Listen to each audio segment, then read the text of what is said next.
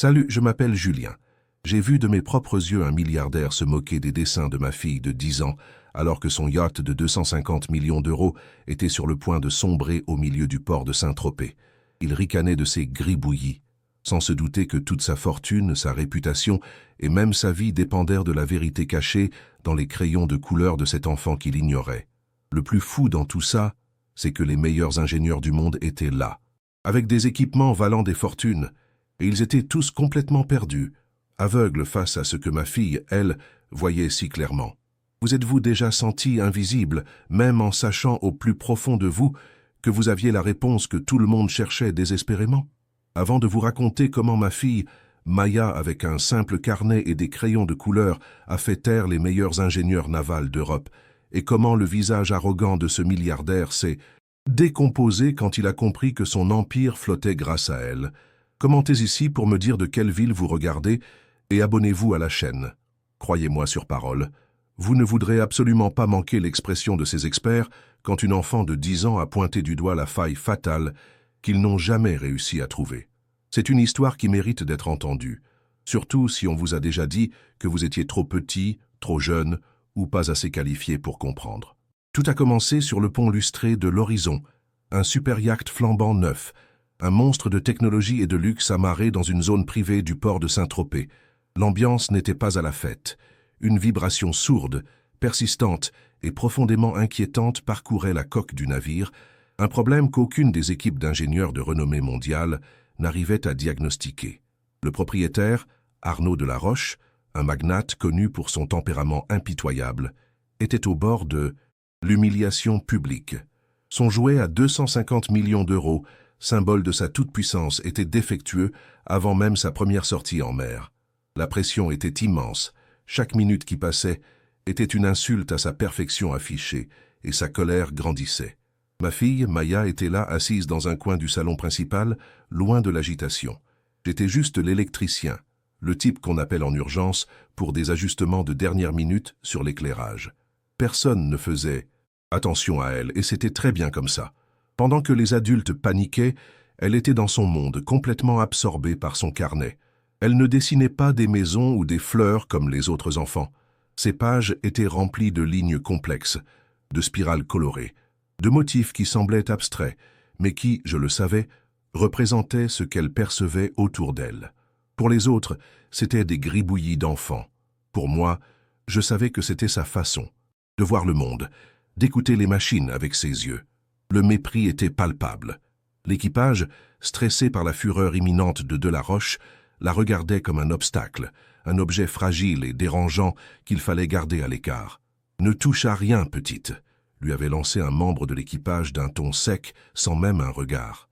Monsieur Durand, l'ingénieur en chef du chantier naval, un homme dont l'orgueil était aussi immense que le yacht, l'avait ignoré avec une condescendance glaciale. Dans cet univers d'acier, de verre et de technologie froide, une enfant avec un cahier était une anomalie. Je sentais la colère monter en moi, une rage impuissante de père. Mais que pouvais-je faire? J'étais le petit sous-traitant, ici pour changer des ampoules, pas pour défendre la dignité de ma fille face à des géants. La tension dans la salle des machines était à son comble. Les experts se penchaient sur des écrans affichant des graphiques complexes, murmurant un jargon technique sur la résonance harmonique, les balayages de fréquences et les microfractures potentielles. Leurs capteurs à plusieurs millions d'euros ne détectaient rien d'anormal, rien qui puisse expliquer cette vibration menaçante qui faisait trembler les verres en cristal dans les salons. Arnaud de la Roche, le visage rouge de fureur, a fini par exploser. Il a balayé une rangée d'outils, d'une table de travail d'un revers de la main, le bruit du métal heurtant le sol faisant sursauter tout le monde.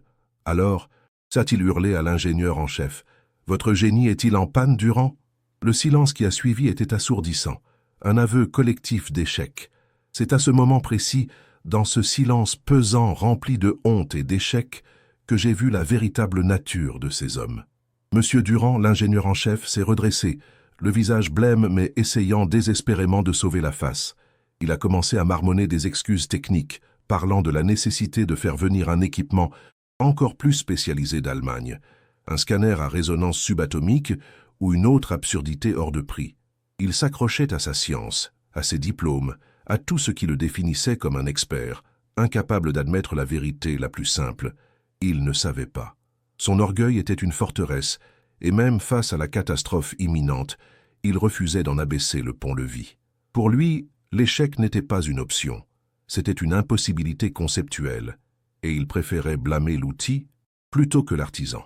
Pendant ce temps, dans son coin, Maya avait changé de crayon. Elle avait pris un fusain noir, presque menaçant, et elle traçait maintenant une ligne sombre et vibrante qui traversait son dessin du yacht. Ce n'était plus un simple gribouillis, c'était un diagnostic. Son visage était d'une concentration absolue, ses sourcils froncés, sa petite langue sortie sur le côté comme chaque fois qu'elle s'attaquait à un problème complexe. Elle n'entendait pas les cris, elle ne voyait pas la panique des adultes. Elle était connectée à autre chose, à la plainte sourde et métallique du navire. Je la regardais, et une conviction folle a commencé à grandir en moi. Et s'ils cherchaient tous au mauvais endroit? Et si la réponse n'était pas dans leurs ordinateurs, mais dans ce carnet à spirale bon marché? Une part de moi voulait hurler, leur dire de la regarder, mais la peur me paralysait. L'un des ingénieurs assistants, un jeune homme zélé qui voulait sans doute impressionner son patron, a aperçu Maya.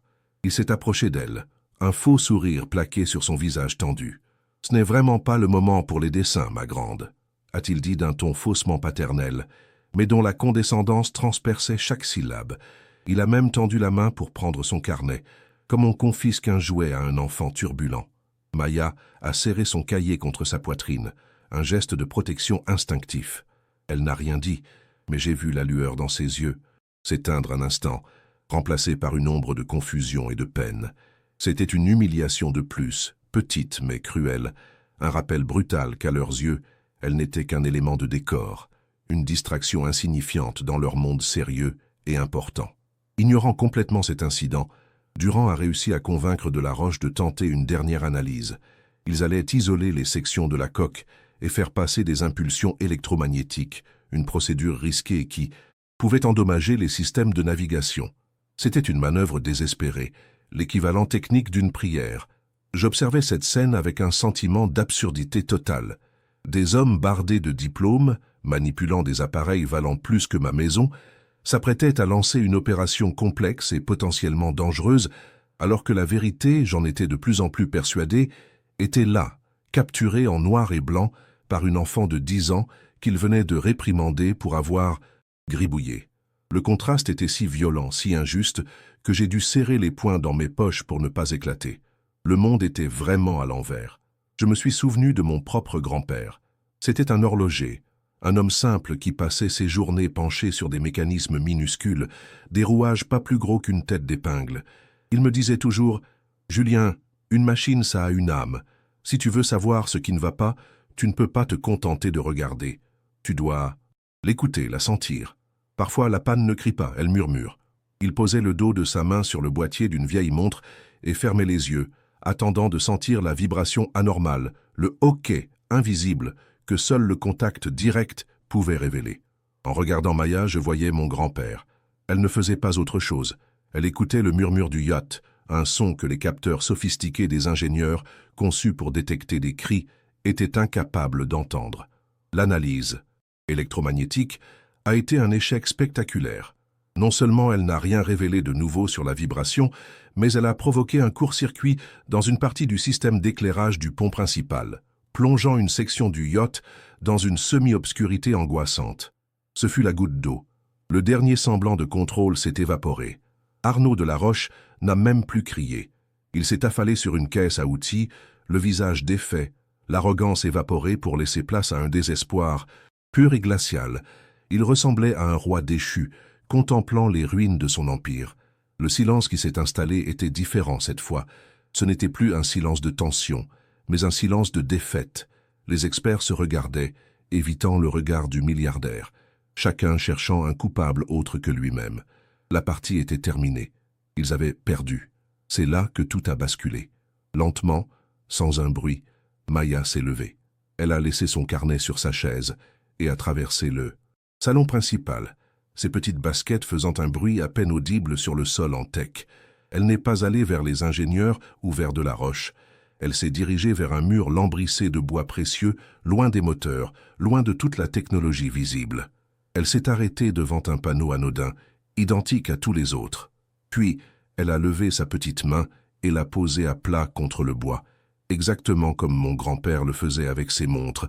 Elle a fermé les yeux. Pour tous les autres, c'était un geste d'enfant étrange et sans signification. Mais pour moi, c'était le début de quelque chose. C'était un acte de foi, un défi silencieux, lancé à un monde qui refusait de l'écouter. Pendant un long moment, personne n'a bougé. Le silence était si épais qu'on aurait pu le couper au couteau. Tous les regards, autrefois fixés sur des écrans ou sur le visage défait du milliardaire, convergeaient maintenant vers cette petite silhouette immobile devant un mur anodin. Les ingénieurs échangèrent des regards perplexes, certains fronçant les sourcils avec irritation, d'autres avec un amusement à peine dissimulé. Pour eux, c'était l'épilogue absurde d'une journée catastrophique. Arnaud de la Roche, lui, ne bougeait pas. Son regard n'était plus celui d'un homme en colère, mais celui d'un naufragé qui voit une planche de bois flotter au loin. C'était peut-être un mirage, un débris inutile, mais c'était la seule chose à laquelle s'accrocher dans un océan de défaite. Mon cœur battait à tout rompre dans ma poitrine. J'avais l'impression de retenir mon souffle depuis une éternité. Monsieur Durand a été le premier à réagir, son exaspération brisant le charme. « Mais qu'est-ce que c'est que ce cirque ?» a-t-il sifflé, sa voix tranchante comme une lame. Il a fait un signe sec à l'un de ses assistants. « Allez, ramenez cet enfant à son père. Nous avons perdu assez de temps avec des distractions. » Le jeune ingénieur s'est approché de Maya avec une hésitation visible, comme s'il avait peur de toucher une sorte de talisman étrange. Je me suis senti cloué sur place, une vague de rage protectrice montant en moi, mais la peur de perdre mon contrat, ma seule source de revenus, me paralysait. J'étais le père, je devais la protéger. Mais dans ce monde de puissance et d'argent, mes instincts ne pesaient rien. Je n'étais qu'un employé, un fantôme de plus sur ce navire de luxe. Alors que l'ingénieur tendait la main vers elle, Maya a parlé. Sans ouvrir les yeux, sa voix étonnamment claire et stable dans le silence tendu. « C'est ici », a-t-elle murmuré, sa paume toujours collée au bois. « Les couleurs ne sont pas bonnes ici. La musique du métal pleure. » Un petit rire étouffé s'est échappé de la bouche d'un des techniciens, un son méprisant qui a été immédiatement coupé par le regard glacial de la Roche. Pour ces hommes de science, ces mots étaient la preuve ultime qu'il s'agissait d'une fantaisie d'enfant. La musique du métal pleure, c'était du charabia, une poésie déplacée au milieu d'une crise technique. Mais ces mots, pour moi, étaient plus réels et plus précis que tous leurs graphiques et leurs analyses de données. Elles ne décrivaient pas, elles traduisaient. Le rire s'est éteint, mais le scepticisme flottait toujours dans l'air. De la Roche, cependant, avait un éclair dans les yeux. Il a fait quelques pas lents, contournant la table à outils renversée pour se rapprocher de Maya. Il ne regardait pas le mur, il la regardait, elle. Je l'ai vu plisser les yeux, comme s'il fouillait dans sa mémoire. Il se souvenait. Il se souvenait du dessin qu'il avait balayé d'un geste dédaigneux 1 heure plus tôt. Il avait vu le gribouillis d'un bateau, mais il se rappelait maintenant de cette ligne noire, dentelée et agressive, qui partait des moteurs et s'arrêtait précisément à un point du dessin qui correspondait à l'endroit où elle posait sa main. Ce n'était peut-être rien, mais la coïncidence était trop troublante pour être ignorée par un homme qui avait tout essayé. « Monsieur de la Roche, je vous en supplie », intervint Durand, sa voix empreinte d'une panique professionnelle. Il s'est interposé entre le milliardaire et le mur, comme pour protéger la rationalité elle-même. C'est de la folie pure. Les schémas sont formels, je les connais par cœur. Derrière cette cloison, il n'y a qu'une structure de soutien et de l'isolant phonique. Absolument rien qui puisse générer une vibration de cette nature. Nous allons endommager une finition qui a coûté une fortune pour une métaphore d'enfant. Il était désespéré, non pas à cause du bateau, mais parce que son monde, un monde de certitude, de calcul et de plans, était sur le point d'être profané par l'intuition d'une fillette de 10 ans. Son orgueil était la dernière forteresse qui tenait encore debout. Le regard d'Arnaud de la Roche est passé de Maya à son ingénieur en chef. Ses yeux étaient devenus froids, la panique ayant laissé place à une détermination glaciale. « Votre science, Durand, il dit d'une voix basse et dangereuse, vient de faire sauter les plombs et de se montrer incapable de trouver une simple vibration. Vos experts, avec leurs millions d'euros d'équipement, sont aussi utiles que des ancres au fond du port. J'ai écouté les diplômés, j'ai écouté les techniciens, j'ai écouté les génies. Maintenant, je vais écouter ce que cet enfant entend. » Il a pointé un doigt tremblant, mais ferme vers le panneau. « Ouvrez-le. » c'est un ordre. Je ne le répéterai pas. Le pouvoir venait de changer de camp. Ce n'était plus la science qui commandait, mais le désespoir absolu. Un silence de mort s'est abattu sur l'équipage. Durand est resté figé une seconde, le visage livide, complètement défait. L'humiliation était totale. Il a fini par faire un signe de tête presque imperceptible à deux de ses hommes, un geste de capitulation. Les techniciens ont échangé un regard incrédule, un mélange de peur et de résignation. Attaquer cette paroi en bois précieux, une pièce maîtresse du design intérieur avec des outils de découpe, sur la base du sentiment d'une enfant, c'était le scénario le plus insensé qu'ils aient jamais vécu. L'un d'eux s'est dirigé à contre-cœur vers une grande caisse à outils et l'a ouverte. Le bruit sec du loquet métallique a résonné dans la pièce, comme le début d'une opération irréversible. La tension n'était plus de savoir s'ils trouveraient la panne, mais de savoir jusqu'où irait cette folie. Les deux techniciens ont apporté la découpeuse plasma industrielle. Le silence dans la pièce était si lourd qu'on aurait pu croire que tout l'air avait été aspiré. Le seul bruit était le cliquetis métallique des préparatifs, un son chirurgical et brutal qui profanait l'atmosphère feutrée du salon de luxe. Je pouvais lire le mépris et l'incrédulité sur les visages des autres ingénieurs. Pour eux, c'était un sacrilège, un acte de vandalisme ordonné par un milliardaire à la dérive, basé sur le caprice d'une enfant. Mon propre cœur battait si fort que j'avais l'impression qu'il allait sortir de ma poitrine. Une partie de moi était terrifiée à l'idée qu'il ne trouve rien, que Maya soit humiliée publiquement. Mais une autre partie, plus profonde, une confiance irrationnelle en ma fille, priait pour qu'il voie enfin ce elle entendait depuis le début. Monsieur Durand, blême de rage, a fait un pas en avant, tentant une dernière fois de raisonner son employeur. « Arnaud, je vous en supplie, réfléchissez. Ce n'est pas une question d'ego, c'est une question de bon sens. Les plans structuraux sont formels. Il n'y a rien derrière ce panneau. Nous risquons de compromettre l'intégrité de la cloison, de créer une faiblesse là où il n'y en a aucune, pour une fortune en réparation. Tout ça pour une fantaisie, pour... Il n'a pas osé finir sa phrase, mais son regard s'est tourné vers moi, un regard chargé d'un mépris si profond qu'il m'a transpercé. Pour lui, j'étais le père, irresponsable qui avait laissé son enfant semer le chaos dans un monde d'ordre et de précision. Il ne défendait plus sa réputation, il défendait la logique même contre la folie. Arnaud de la Roche n'a même pas scié. Son regard de prédateur était fixé sur la paroi, comme s'il pouvait voir à travers le bois par la seule force de sa volonté. Il s'était accroché à cette dernière bouée de sauvetage irrationnelle, et rien ne pouvait le faire lâcher prise. Il a fait un geste de la main, un mouvement, court et méprisant pour écarter Durand, comme on chasse une mouche. Puis son regard s'est posé sur Maya qui était toujours là, sa main contre le mur, les yeux fermés. Il ne la regardait plus comme une enfant, mais comme un oracle étrange et imprévisible. Sa voix est tombée basse et tranchante, ne laissant aucune place à la discussion. J'ai dit « Ouvrez ». C'était la fin de la conversation. L'ordre était donné, irrévocable. La science venait officiellement de perdre la partie. Le technicien a enfilé son masque de protection et a activé la torche à plasma. Un sifflement aigu a déchiré le silence, suivi d'un rugissement assourdissant alors que l'arc électrique de 20 000 degrés Celsius attaquait le panneau. Des gerbes d'étincelles oranges et blanches ont jailli, illuminant la scène d'une lumière stroboscopique infernale. L'odeur de résine brûlée et de métal chauffé a envahi la pièce, une odeur âcre de destruction. La plupart des gens ont reculé d'un pas, protégeant leurs yeux. Mais Maya, elle n'a pas bougé d'un centimètre. Elle semblait complètement imperturbable, comme si ce vacarme faisait partie de la symphonie discordante qu'elle seule pouvait entendre. J'ai posé instinctivement une main sur son épaule, un geste aussi bien pour la rassurer que pour me rassurer moi-même face à cette scène surréaliste. La découpe était lente, presque chirurgicale. Les techniciens, malgré leur réticence évidente, étaient des professionnels. Ils suivaient une ligne précise, créant un grand rectangle autour de l'endroit où Maya avait posé sa main.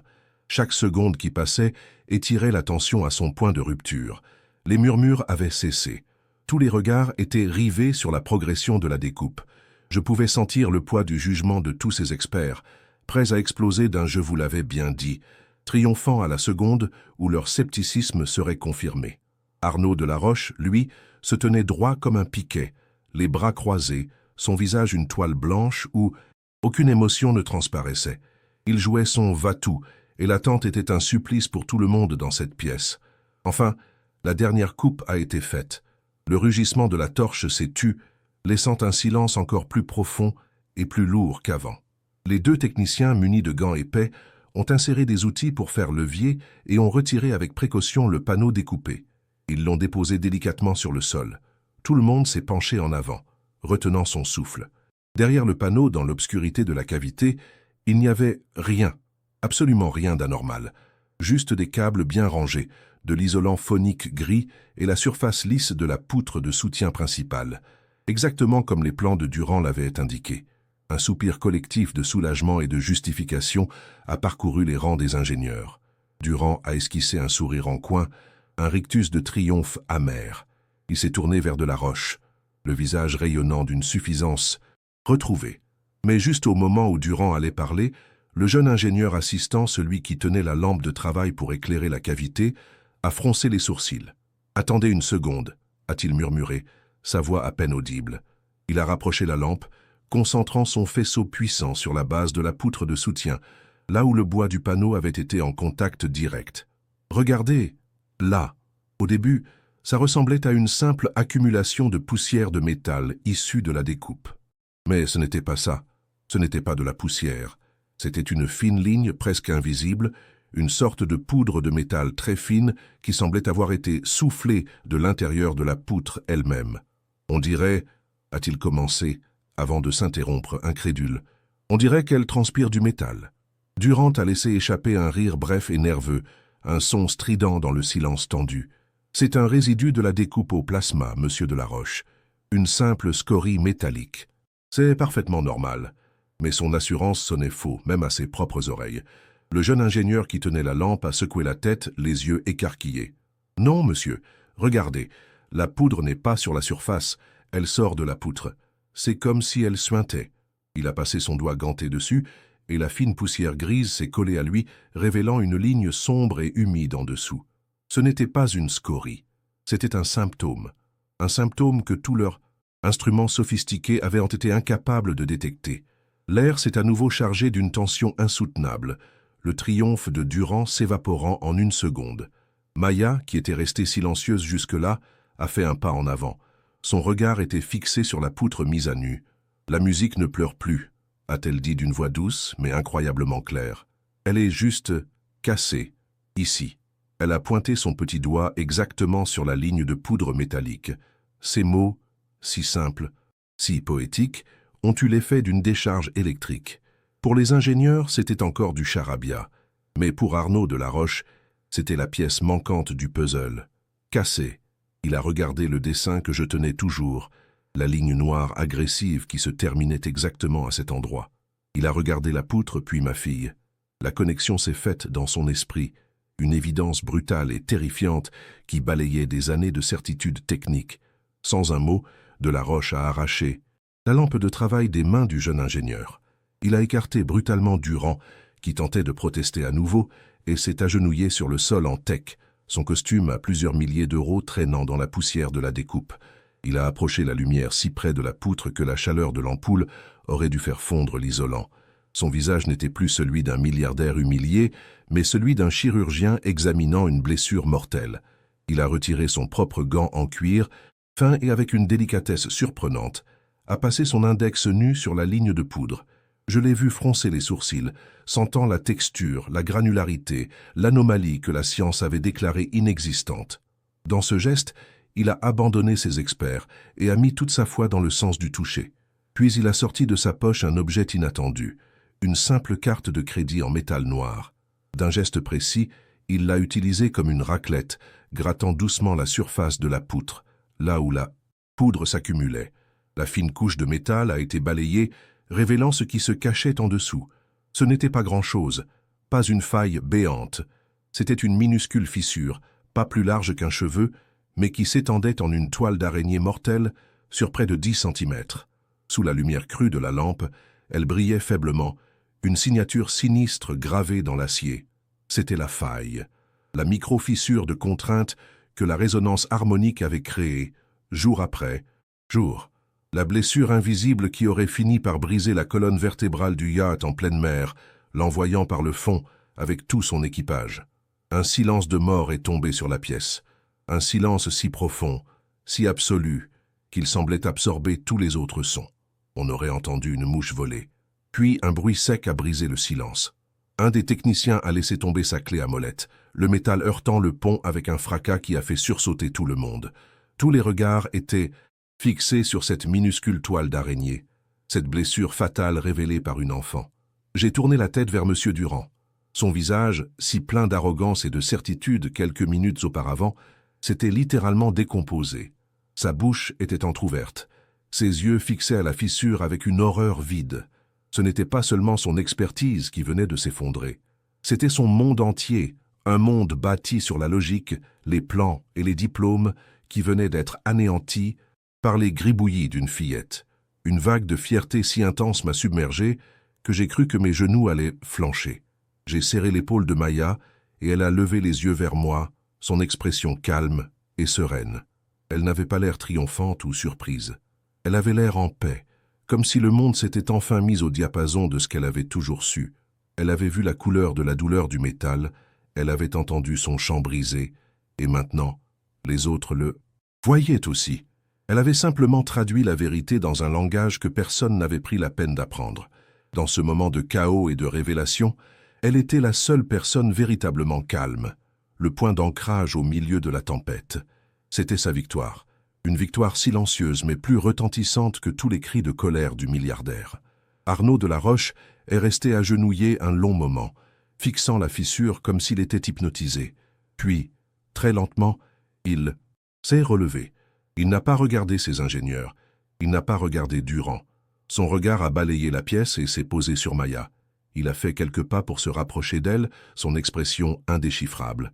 La peur, la colère, l'arrogance, tout avait disparu. Il ne restait qu'une sorte de respect mêlé d'une incrédulité profonde. Il s'est penché, non pas avec condescendance, mais pour se mettre à sa hauteur.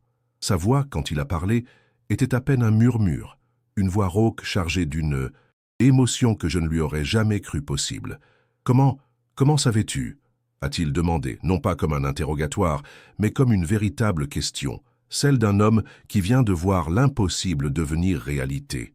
Maya a simplement haussé les épaules, un geste si enfantin et si désarmant au milieu de ce chaos de technologie et d'ego brisé. « Je ne savais pas », a-t-elle répondu d'une petite voix, mais qui a résonné dans le silence comme un coup de tonnerre. « Je l'ai juste... » Ça, écoutez, la musique du bateau était triste à cet endroit.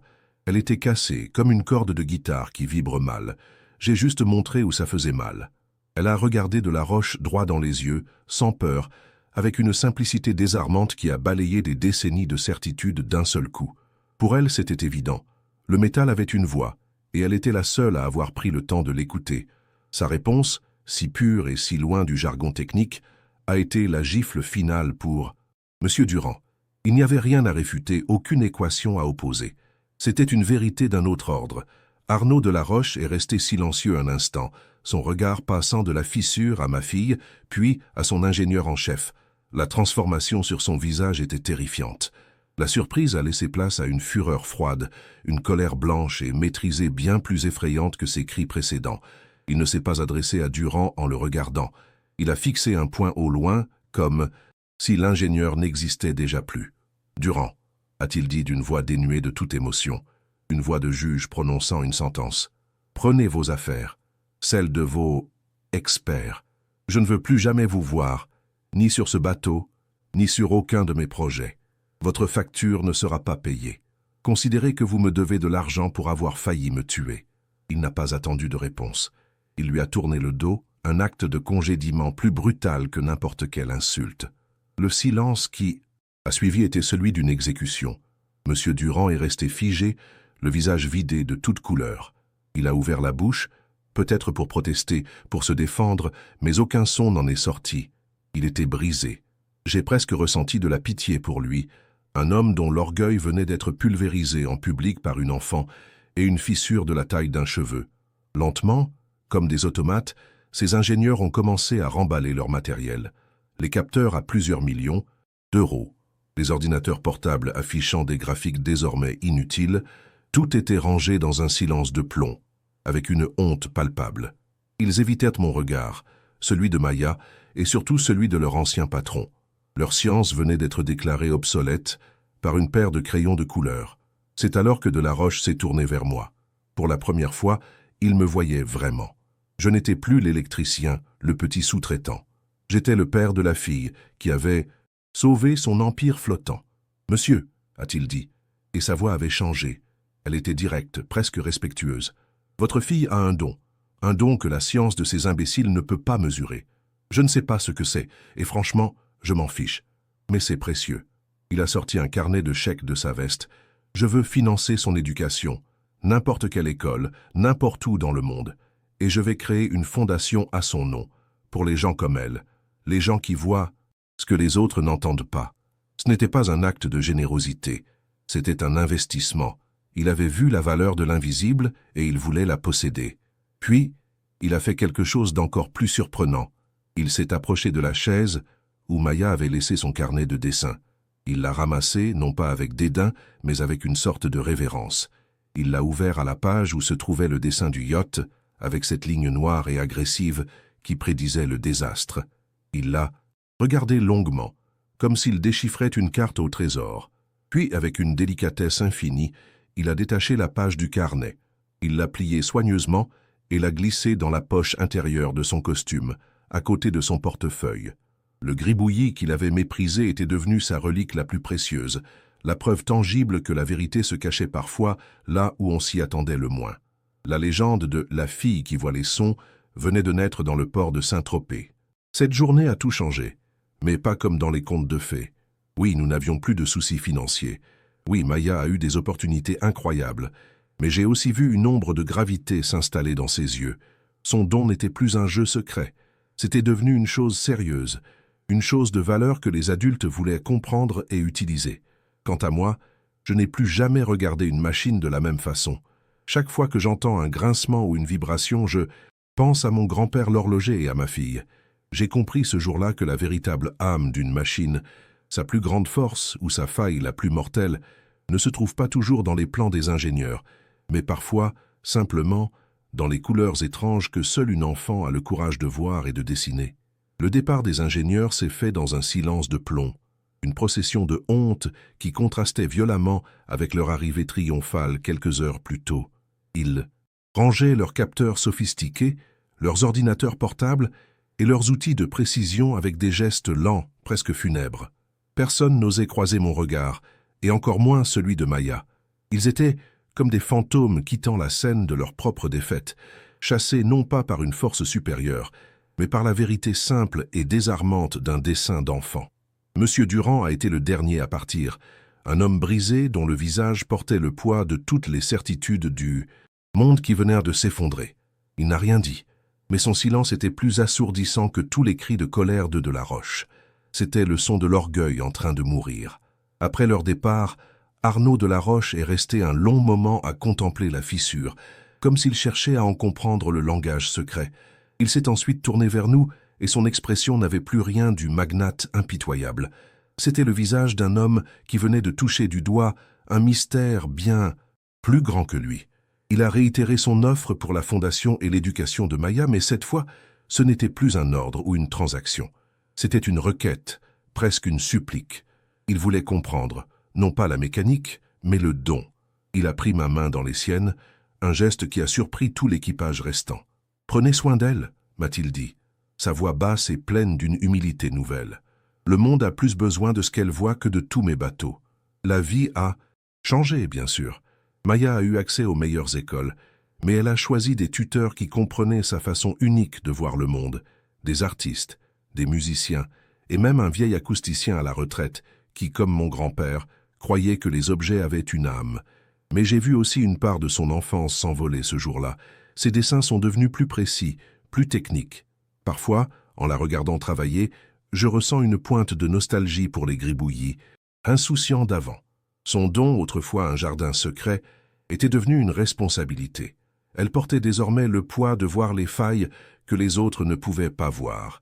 Et c'est un fardeau lourd pour des épaules de 10 ans, même quand il est reconnu et célébré par le monde entier. Depuis ce jour sur l'horizon, je regarde le monde différemment. J'ai appris que la plus grande expertise ne se trouve pas toujours dans les diplômes accrochés au mur ou dans les machines les plus chères. Parfois, la vérité la plus profonde, la réponse que tout le monde cherche, se cache dans la perspective la plus inattendue, dans la voie la plus silencieuse. Ce n'est pas une histoire sur la défaillance d'un yacht, c'est l'histoire de la faillite d'un système qui a oublié d'écouter, un système qui valorise le bruit de la connaissance au détriment du murmure de l'intuition. Ce jour-là, un milliardaire a appris que la véritable valeur ne se mesure pas en millions, mais dans le courage d'écouter une mélodie que personne d'autre n'entend. Si vous connaissez quelqu'un qui se sent sous-estimé, invisible ou dont le talent n'est pas compris, s'il vous plaît, partagez cette vidéo avec cette personne. Parfois, un simple rappel que notre vision du monde a de la valeur peut tout changer. N'oubliez pas de vous abonner pour plus d'histoires sur la force de trouver sa propre voie, même quand elle ne ressemble à aucune autre. Merci de m'avoir écouté.